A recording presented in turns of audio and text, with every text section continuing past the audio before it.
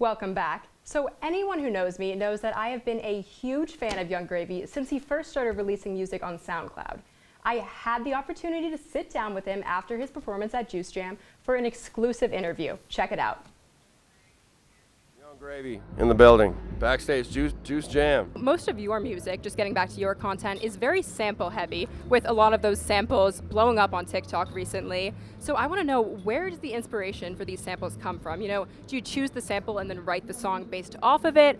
Or do you write the lyrics and then choose what samples you're going to put into the song afterwards? Sampling almost always comes first. I mean, sometimes we'll have a beat and like you can add some on top of it, but like you couldn't really make a beat and then put the sample on. The inspiration comes from just all my favorite music growing up. I mean, my favorite genre pretty much is like Motown and soul, so that's what I listen to the most. But like I make rap, I can't really sing, so I couldn't just switch. So I just bring my music I like into the genre I make. Love it. Good to know. And I've heard you talk, in previous interviews about not wanting to reach the level of fame where you can't step outside and not have someone recognize you, right? So I want to know, given all of the success of Betty and, kind of the newfound stardom that it's brought you, how have you been handling that? It got to that point for sure. It doesn't help that I'm really tall and I can't really put on like a disguise or anything.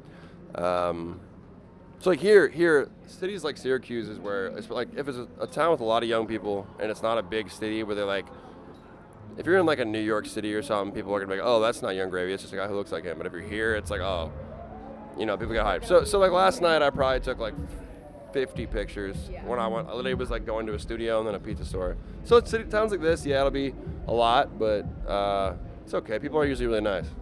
Definitely. Well, I'm glad to hear that you're handling that well, and those are all the questions that I had for you today, but I just wanted to say thank you so much for meeting with me. And again, I'm Mia MacGregor with CitrusTV. Thank you. I'm Gravy, and thank you for being such a big fan. I appreciate y'all. CitrusTV. And here to discuss with us more about all things Juice Jam are Unpeeled's music reporters, Alexa LaMalfa, and our Syracuse events reporter, Teagan Brown. Thank you guys so much for being here today. So, Teagan, how are students feeling about these big-time artists, coming here specifically for Syracuse University?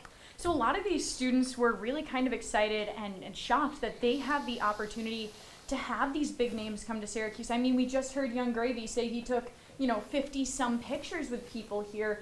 And a lot of these students were just excited that the fact that, they pay to go to Syracuse, they take classes here, that, the university is providing them this opportunity to see such big artists is just astounding to them.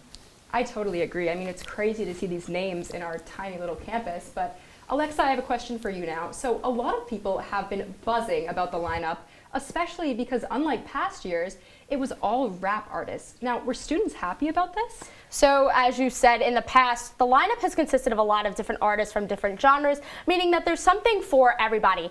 This year, it wasn't necessarily the case. I got the chance to talk with a lot of students, and they had a lot of mixed feelings.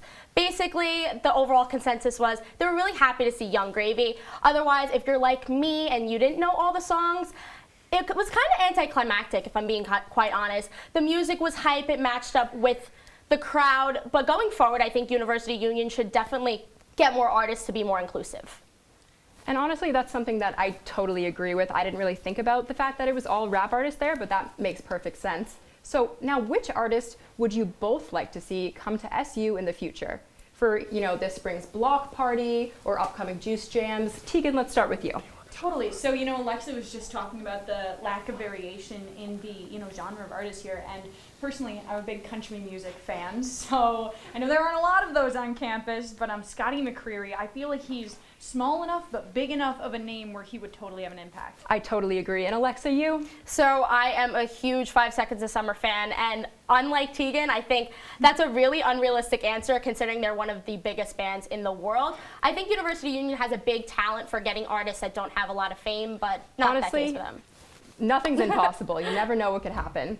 So after the break, our industry reporter Lucas Vogel tells us all about Patagonia's eco-friendly initiative. Stay tuned, Unpeelers.